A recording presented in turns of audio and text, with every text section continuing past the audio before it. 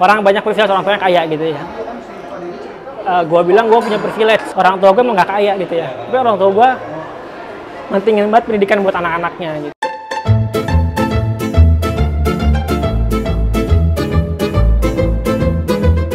Halo teman-teman semua, kenalin, nama gue Gulam Zaki ya. Biasa dipanggil dulu di ITB atau di KS dulu panggilnya Gulam, tapi sekarang di kantor panggilnya Zaki. Dan dulu di ITB kuliah angkatan 2014 jurusan teknik mesin, dan dulu nerima beasiswa dari IBM gitu ya. Dulu programnya masih Kader Surau namanya, angkatan 1 kebetulan ya. Jadi yang pertama banget ikut program Kader Surau ini. Dan iya, lepas dari ITB kerja udah lumayan lama, dan sekarang kerja di Ajaib, fintech startup ya, terkait dengan investasi saham. Di sana kerja sebagai product manager.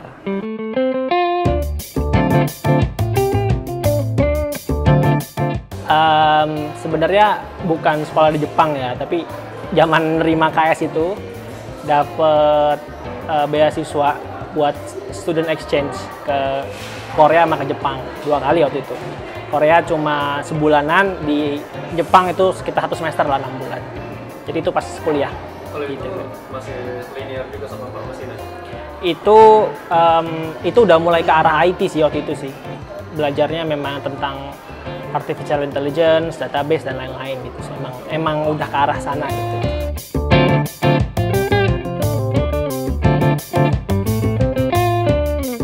Dari yang gampang dulu ya, dari yang material. Kita dapat tahu dari beasiswa KS ya, dapat banyak ya. Ada yang kuliahnya dibayarin gitu ya. Tapi kalau gue kebetulan gue nggak, karena gue bidik misi jadi dibayarin sama negara gitu ya.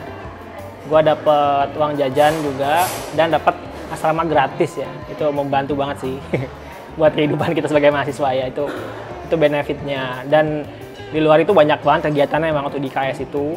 Contohnya yang paling sering itu tiap hari kita pasti ada jadwal buat ngajar anak-anak sekitar asrama gitu ya, ngajar ngaji, ngajar bimbel gitu ya, sekolahan gitu ya. Itu juga kontribusi kita sebagai asrama bermanfaat buat masyarakat. Terus yang rutin lagi, biasanya mingguan tuh ada training agak formal lah, kayak ada latihan taekwondo, latihan nulis, atau tahsin atau Quran gitu ya, itu ada tiap minggu. Dan yang bulanan juga ada juga gitu yang undang-undang pembicara keren lah, dari pemerintahan atau dari perusahaan gitu ya, buat sharing-sharing dengan mereka dan dapat pengalaman dari mereka juga. Iya, itu sih yang gue dapat dan gue rasa sangat bermanfaat gitu, selama di Kader Surau.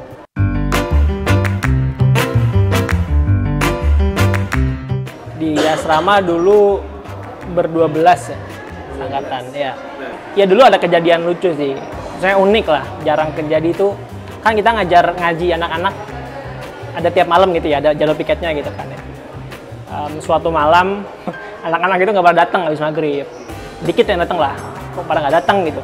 Ya kita pikir nggak ada apa-apa, ya udah mungkin lagi pada nggak datang aja gitu, ada sakit atau apa gitu.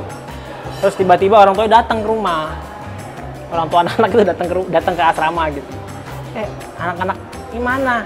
Lah nggak datang pak gitu. Tadi pada izinnya ngaji gitu kan. Loh pada kemana ya? Akhirnya karena kita juga nggak enak sama orang tuanya, akhirnya kita bantu nyari gitu. Bantu nyari tuh anak-anak malam-malam pada di mana mainnya gitu. Akhirnya ketemu mereka lagi main agak jauh di daerah, kalau daerah Bandung tuh ke namanya Taman Jomblo lah, ada agak jauh dari sana gitu. Dan kayak mereka kabur-kaburan gitu, kita kejar-kejar. Kayak ya habis itu udah dikejar-kejar, bukan tangkapin sih, mereka kayak ya udahlah mau ngapain lagi gitu kan. Orang tua juga udah tahu kan lu bohong gitu. Nah, akhirnya ya itu lucu, dan tapi jadi ada hikmahnya gitu loh. Jadi kayak tadinya hubungan kita sama orang tua anak-anak nggak terlalu intens, setelah itu jadi kayak ya ada WA-nya gitu kayak iya anak-anak ngaji nggak gitu, ada gitunya. Ya dulu zaman kuliah, kalau secara non akademiknya ya pernah jadi ketua unit lah, ketua unit kegiatan mahasiswa. Itu kegiatan unit di Salman, masjid ITB gitu ya. Sempat jadi ketua unitnya di sana selama 1 tahun seperiode. Terus ya kalau dari sisi akademiknya, ya itu tadi pernah exchange, itu jarang lah ada yang bisa exchange dan bisa 2 kali juga gitu ya, ke Korea terus ke Jepang. Itu ya pas masih jadi award di KS dapat itu gitu. Jadi ya kenapa ya, karena waktu itu pikirannya kayak gue belum pernah keluar negeri. Dari kecil belum pernah gitu keluar negeri, dan kayak pengen banget gitu keluar negeri, pengen tahu kayak gimana di sana, bahkan kayak lingkungan akademiknya gimana gitu luar negeri. Apakah ITB ini sebagus itu nggak sih, atau di luar lebih bagus lagi gitu.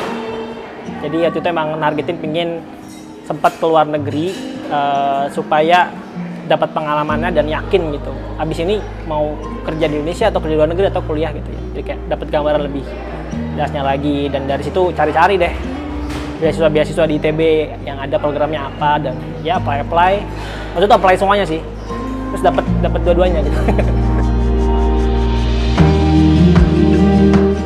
Keluarga gua anak terakhir ya dari 7 saudara. Jadi kakak gua ada 6. Ya keluarga gua ya karena lu tau lah ya, gua nerima beasiswa bidik misi, Kajar Surau ya, intinya secara ekonomi kurang mampu lah. Waktu itu kondisinya waktu zaman gua mau kuliah itu bapak emang udah nggak kerja ya, udah sakit stroke. Mungkin dari gua SMA kelas 2 lah, beliau sakit stroke, dia udah nggak kerja lagi. Ibu juga ibu rumah tangga gitu ya, jadi pemasukan keluarga tuh datang dari kakak-kakak yang udah pada kerja gitu ya, beberapa ya bisa bantu-bantu lah buat kita buat tadi. Tapi intinya waktu itu ya emang kondisinya kurang lah. Tapi yang ya salut juga sama orang tua gitu, walaupun kita kondisinya susah gitu ya, tapi orang tua tuh tetap pingin anak-anaknya sekolah yang terbaik lah gitu ya, yang pokoknya harus kuliah, dan bahkan kuliahnya harus di UI waktu itu. Istilahnya ya walaupun kita nggak ada secara ekonomi kayaknya orang-orang banyak yang kuliah mahal gitu, tapi orang tua gue nggak apa-apa, rezeki mah pasti ada gitu. Yang penting anak-anak belajar maksimal, fokus gitu ya, supaya pendidikannya bagus. Dan itu sih yang ngebentuk banget kita gitu ya, kayak ya masalah apa, pokoknya kita kasih yang terbaik gitu ya, belajar yang terbaik buat kuliah. Masalah rezeki nanti ada gitu ya, beasiswa bisa dicari. Dan itu juga yang ngebuat gue kayak lebih mandiri gitu ya, mungkin di umur segitu, kayak orang tua tuh nggak ngasih uang jajan lagi gitu, ya pure dari beasiswa aja. Dan apa namanya, kayak nyiapin S2 atau kerja atau apa tuh lebih matang lah ya, karena kita dari kecil udah diajarin kayak gitu. Ya kan dulu beasiswa Kajar Surau itu dapat tingkat 2 ya. Jadi tingkat 1 tuh belum dapat kan. Ya memang tuh tingkat 1 tuh lumayan ngepas banget lah. Karena kan dulu asrama masih sendiri kan, bayar sendiri gitu kan. Dan dulu tuh masih rajin banget cari sampingan jadi guru les gitu ya, zaman tingkat 1 tuh, supaya dapat tambahan supaya cukup gitu. Ya dengan dapat beasiswa dari Kajar Surau itu ya lebih nggak terlalu ngoyo lagi tuh sampingan-sampingan lesnya. Jadi lebih banyak, bisa ikutan organisasi, bisa belajar lebih fokus lagi, bisa bikin hal-hal yang lebih urgen lagi lah, daripada sekedar memenuhi kehidupan sehari-hari.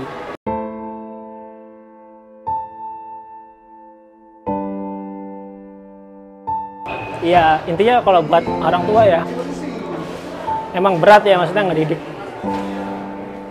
7 anak gitu ya, dengan kondisi waktu dulu gitu ya. Ya tapi mereka tuh kayak apa ya?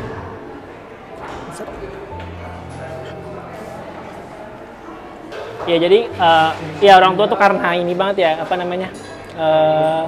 sangat peduli banget lah sama masa depan anak gitu ya. Dan itu salut sih, emang bener jarang gitu ya, jarang banget orang yang nggak mampu itu mikirin masa depan anak-anaknya sampai segitunya gitu. Dan itu menurut gue itu privilege. Orang banyak privilege, orang tuanya kaya gitu ya. Gue bilang gue punya privilege gitu ya. Orang tua gue emang nggak kaya gitu ya, tapi orang tua gue mentingin banget pendidikan buat anak-anaknya gitu. Itu privilege buat gue gitu ya. Dan akhirnya gue bisa sampai sendiri. Ya gue nggak ada. Ya buat orang tua makasih banget gitu ya. Ya apalagi sekarang bapak udah nggak ada gitu ya. Jadi ya kita yang lakuin apa yang bisa buat Umi, terutama ya, tinggal Umi doang yang ada. Jadi mudah-mudahan ya kita semua anak-anak Umi bisa berbakti buat Umi gitu ya. Dan kita bisa ngedidik juga anak-anak kita, cucu-cucunya Umi nanti, supaya bisa seberhasil Umi ngedidik kita.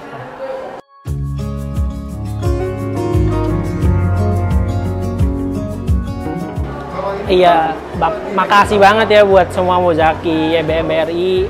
Brilian. Oh, Brilian sekarang ya. Sekarang YBM Brilian. YBM Brilian. Jadi apa ya?